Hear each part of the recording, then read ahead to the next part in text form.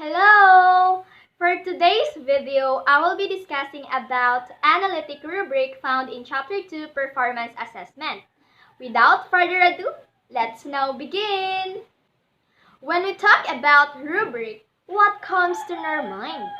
Some people say that it is composed of set of criteria for judging students' performances.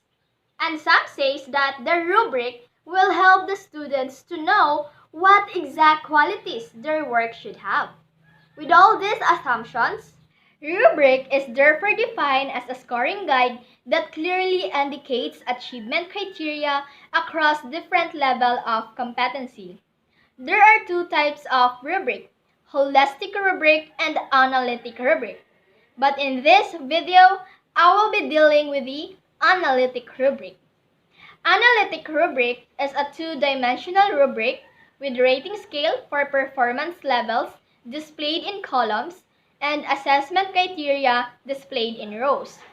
As it is a two-dimensional rubric, it breaks down the level of achievements from the lowest to the highest quality of work. The rating scale for performance levels will indicate the degree of proficiency attained in academic work. The teacher may choose analytic rubric with 3 or 4 levels. For 3 levels, we could have developing, competent, exemplary. For 4 levels, we could have not yet competent, partly competent, competent, sophisticated. Also, the rating scale can include numerical labels such as 4, 3, 2, 1 as you can see in your screen. This rating scale for performance levels, as I have said, are displayed in columns. And this is accompanied with points depending on the choice of the teacher. And under the rating scale, as you can see there, the indicators for each performance levels. Now, let's go to the assessment evaluation criteria, which are displayed in rows. Assessment criteria are simply statements that indicate what must be met or a specific standard on which a judgment of students' performances will be based on.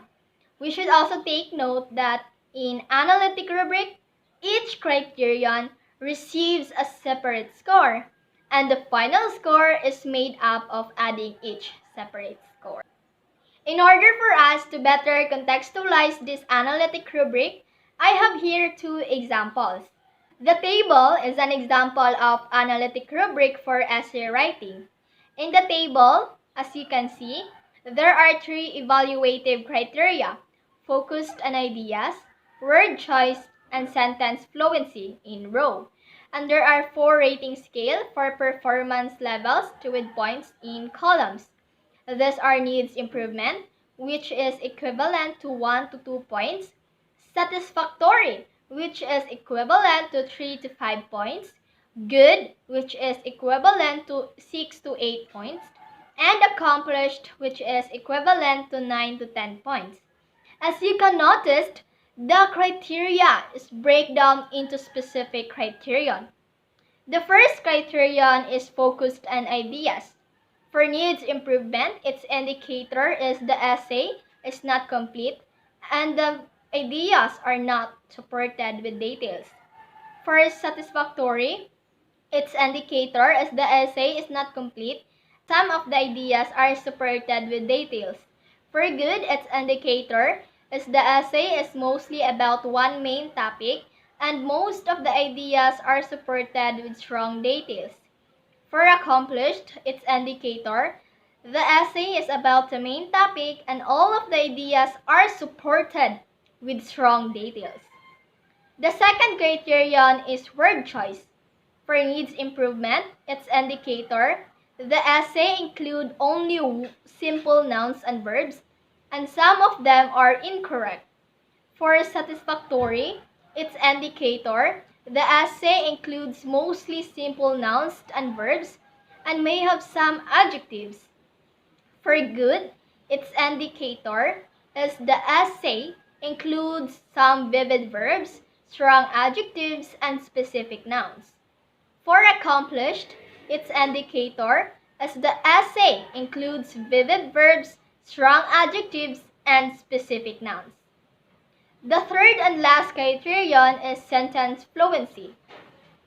For needs improvement, its indicator is the essay uses all the same kinds of sentences, and many sentences are not complete. For satisfactory, its indicator, the essay uses many of the same kinds of sentences, and some sentences are not complete.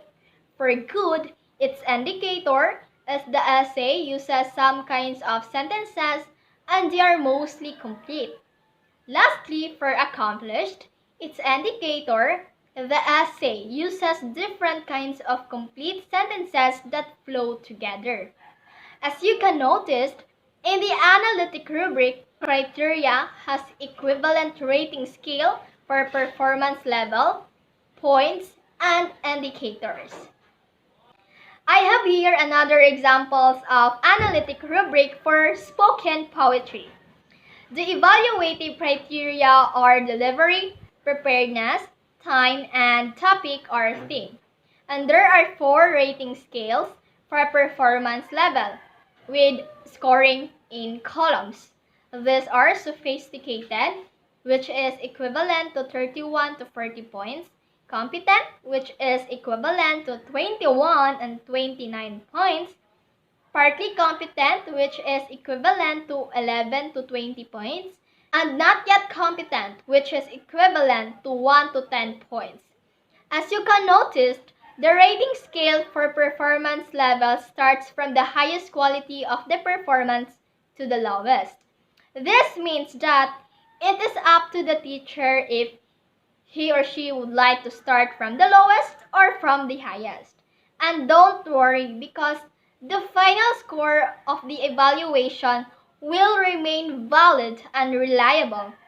With all these examples, the indicators, as you can notice, varies depending on the level of achievements.